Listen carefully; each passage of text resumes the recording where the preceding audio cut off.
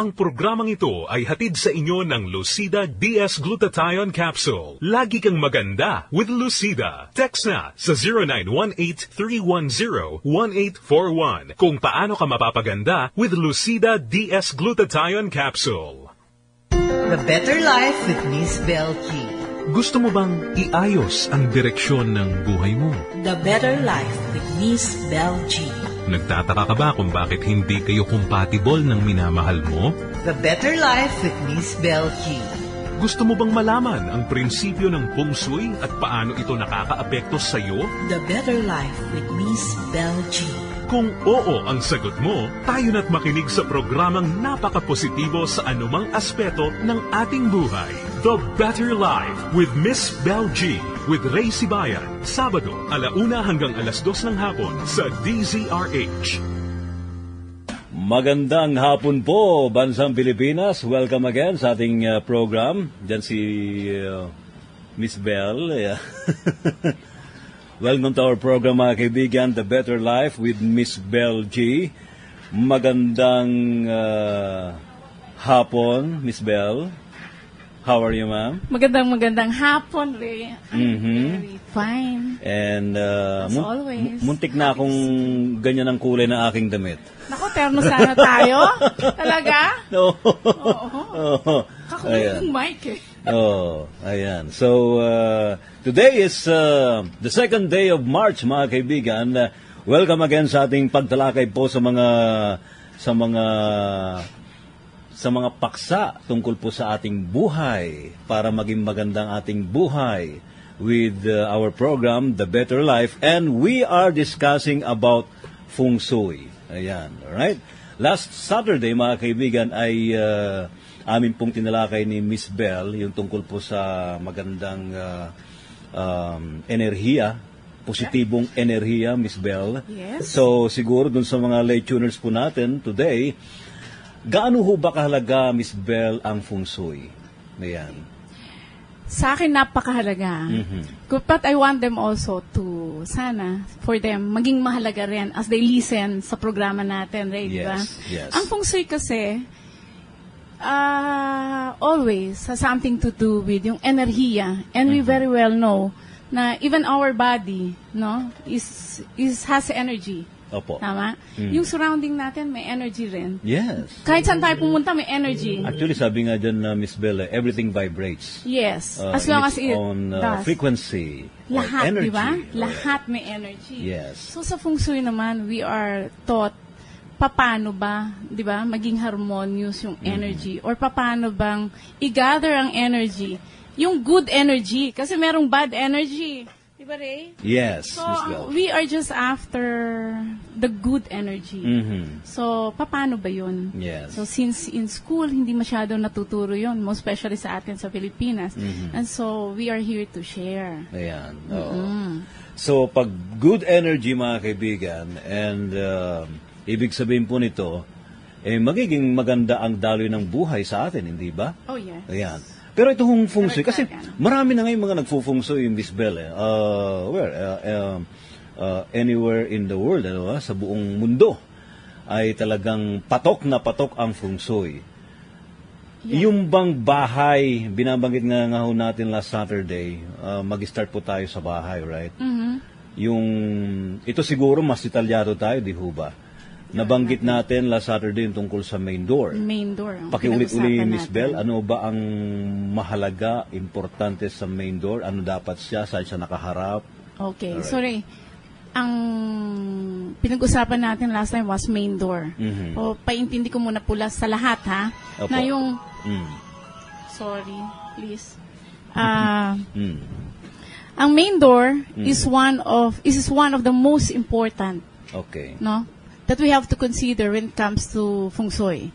Okay, but there's kitchen, there's also bedroom. Yes. Okay, those are under interior Feng Shui. Ang hirap itagalog eh, interior. Panloob na Feng Shui. Panloob na Feng Shui. Ibig sabihin, sa loob ng bahay. Yes. Tapos merong external eh. But since inumpisahan natin yung interior, dahil yung mga nakikinig natin, nandun na sila sa loob ng bahay. Yes. Doon sila mag-start. So doon na tayo mag-umpisa. Oo. Pagkatapos next time, ituro natin yung labas ng bahay.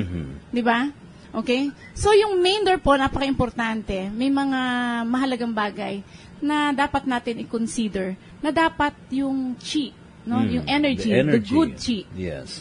ay mapapasok natin sa loob ng bahay natin. So, merong mga do's, merong mga don'ts that we have to remember. Ayan. And see. Kaya pag bumibili ng bahay yung iba, nagpapafungsoy. Okay. Importante na walang humaharang sa labas ng pintuan natin. Walang poste. Ang Ray. pintuan kasi, doon dumadalo yung enerhiya mula sa labas. Yun ang Okay. kinukonsider bibig Yes. ng tahanan. Okay.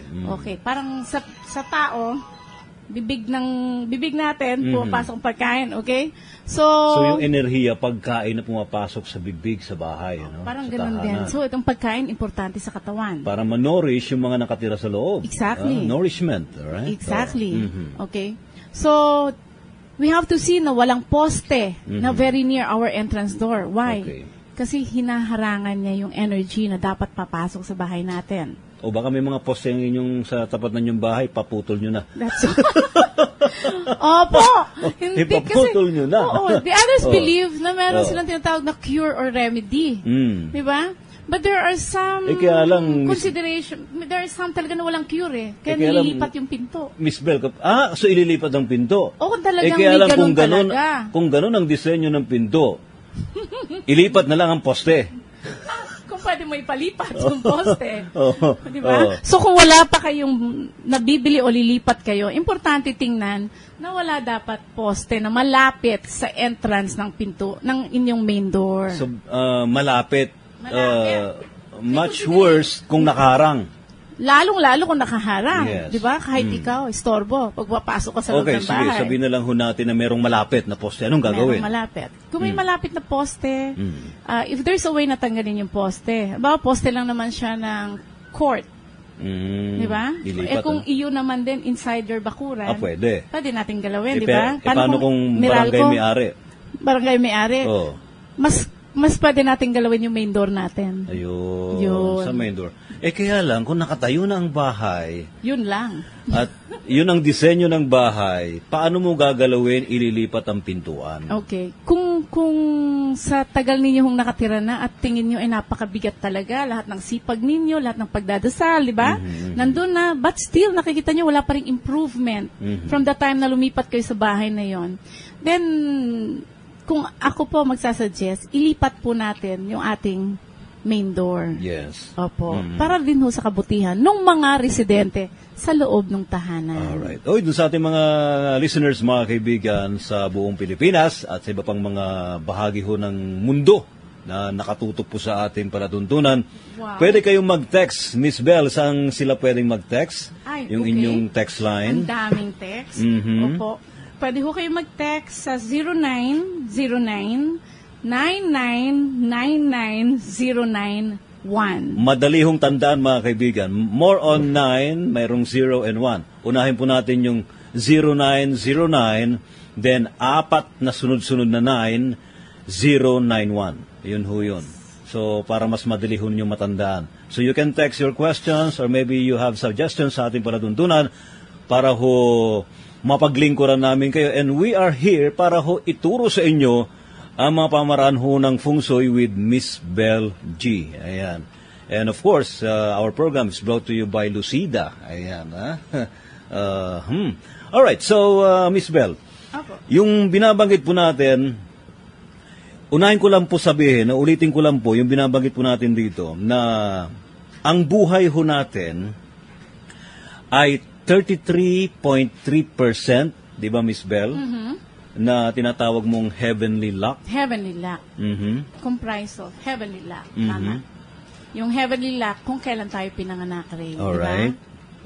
And 33.3% na Manly luck. manly. M-A-N-L-Y. Manly luck. Manly luck. Yung mga desisyon natin, tayo. Decision and actions. Actions, napaka-importante. So that's Alright. another 33%. And the last 33.3%, Yung po yung earthly luck, which is equivalent to feng shui. yun. Yun na yung flow of energy. Yun yung flow of energy na affected kasi ang manly luck. So, ibig sabihin, wag lang po tayong aasa sa swerte. Correct. Mayroon tayong dapat na aksyon. May action dapat. Oo, di ba? Totoo yun, Ray. Kasi kung aasa ka lang swerte, wala ka namang aksyon, lalayo ang swerte. Totoo. Oo.